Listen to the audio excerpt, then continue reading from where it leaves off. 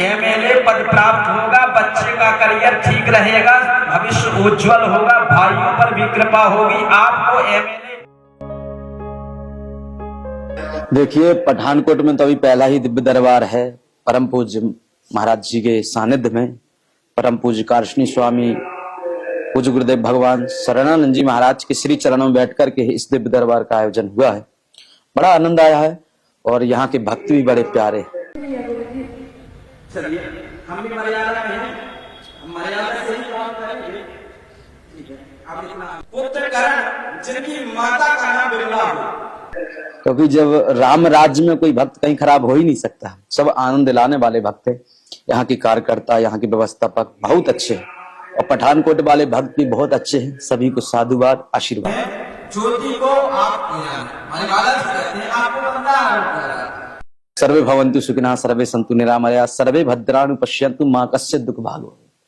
हमारे यहाँ मंदिरों में प्रार्थना जब भी की जाती है, कहा जाता है विश्व का कल्याण, लोगों के अंदर सद्भावना हो, गौ माता की रक्षा हो। जब विश्व के कल्याण की हम लोग बात करते हैं, प्रार्थना करते हैं, तो विश्व में रहने वाले सभी भक्त आते हैं। तो चाहे हिंदू हो, मुस्लिम हो, सिख हो, ईसाई कोई हो।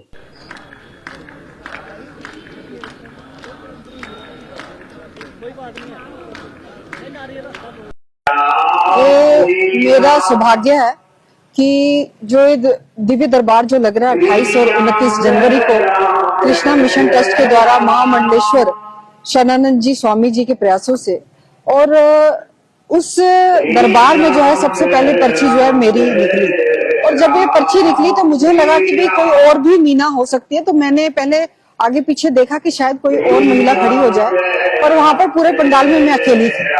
और जब मैं ऊपर गई तो उन्होंने कहा कि आपके मन में 4 प्रश्न है। और ये सचिन जी, आप इमेजिन करोगे कि ये सच्ची बात है कि जब मैंने नारियल में मौली लाकर माथे में लगाया तो मेरे मन में 4 ही प्रश्न आए थे उस वक्त। एमएलए पद प्राप्त होगा, बच्चे का करियर ठीक रहेगा, भविष्य उज्जवल होगा, भाइयों पर भी कृपा होगी।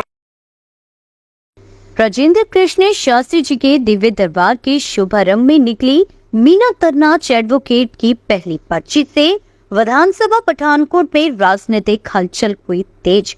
आज परम पूज्य महामंडलेश्वर 1008 कारशनी शरणानंद जी की अध्यक्षता में सिद्धेश्वर धाम सरकार सन्यासी बाबा की कृपा से, बालाजी के आशीर्वाद से राजेंद्र कृष्ण शास्त्री जी ने पठानकोट में दोपहर 2 बजे से लेकर 5 बजे तक दिव्य दरबार लगाया एवं पहली पर्ची की अर्जी मीना तरनाच एडवोकेट की निकली, जिसमें राजेंद्र कृष्ण शास्त्री जी ने मीना तरनाच की पर्ची में पठानकोट विधानसभा क्षेत्र में उनके राजनीतिक भविष्य की भविष्यवाणी करते हुए मीना तरनाच एडवोकेट को एमएलए विधायक बनने का आशीर्वाद दिया, जिसके बाद सारा दिव्य दरबार तालियों की गूंज से गूंज उठा।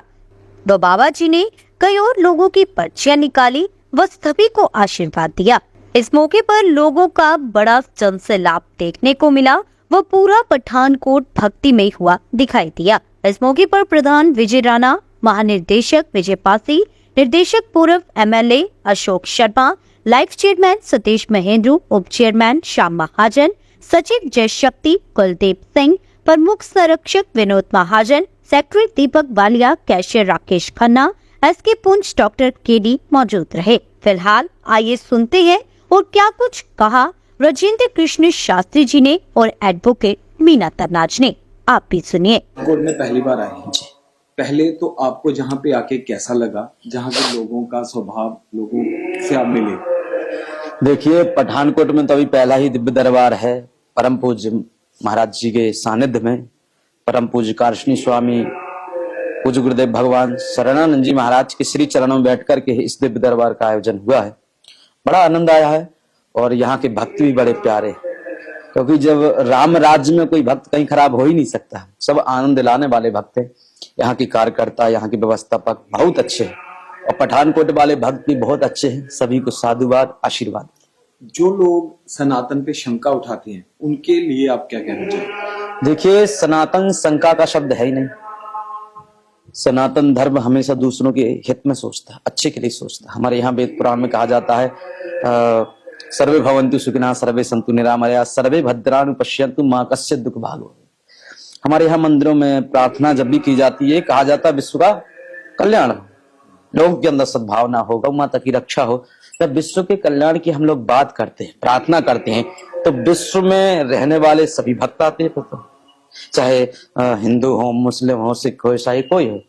और ये तो लोग जातिवाद में लोगों ने फैलाया है। देखिए, जिस प्रकार से हिंदू में सब लोग अच्छे भी होते हैं, कुछ खराब भी होते हैं, ऐसी अन्य पंथों में भी कुछ 2-4 ही लोग खराब हैं, और वही लोग, जैसे कहते हैं ना, एक मछली पूरे तालाब को गंदा कर देती है, उसी प्रकार से कुछ लोग हैं।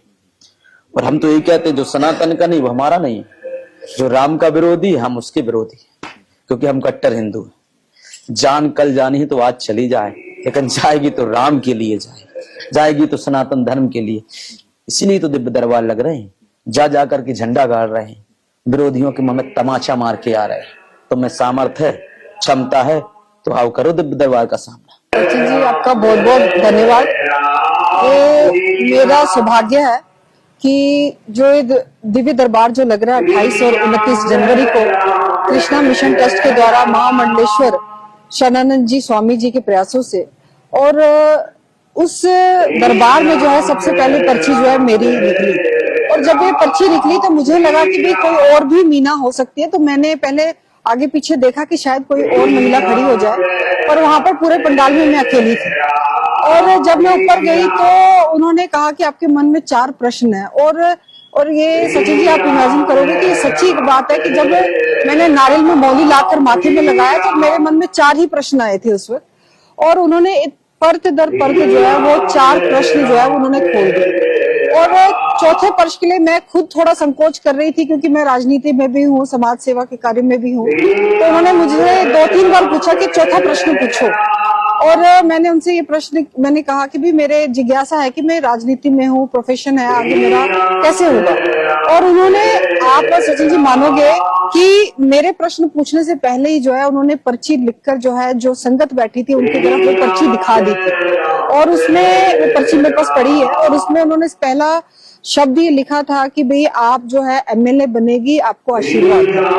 और ऐसा यदि एक ऐसे महान पुरुष से जो है ऐसा आशीर्वाद मिलता तो ये मेरे लिए बहुत सौभाग्य की बात है। शंका करते हैं उनके लिए आप क्या कहना चाहिए? देखो, सनातन जो है उसका ना कोई आरंभ है ना कोई अंत है। इसका कर सनातन जो है, जो शंका करने वालों की जो बात कर रहे हो, उनके छोटी मानसिकता हो सकती है, क्योंकि सनातन जो है कोई भी सनातन को समझ नहीं सकता, क्योंकि हर दुनिया में जो भी चीज है वो सनातन से ही जो है उसकी उत्पत्ति हुई है। तो हर चीज जो है वो मुमकिन है, बस आपके आस्था और विश्वास की बात है। और बाकी जिस तरह से महाराज जी ने आशीर्वाद दिया, और मेरा काम तो है कर्म करना और समाज में काम करना, और जो मैं हमेशा करते आई हूँ, मेरा परिवार भी जो है समाज में काम कर रहा है। और यथासमर्थ जो मेरे दायित्व में, जो समाज मेरे दायित्व में लगाएगा, जो पार्टी संगठन भारतीय जनता पार्टी से मैं जुड़ी हूँ, जो संगठन समय समय पर मुझे जो दायित्व देता है और जो देगा, मेरा सिर्फ काम है कि भाई मैं उस दायित्व को जो है पूरी निष्ठा से जो है वो पूरा करूँ।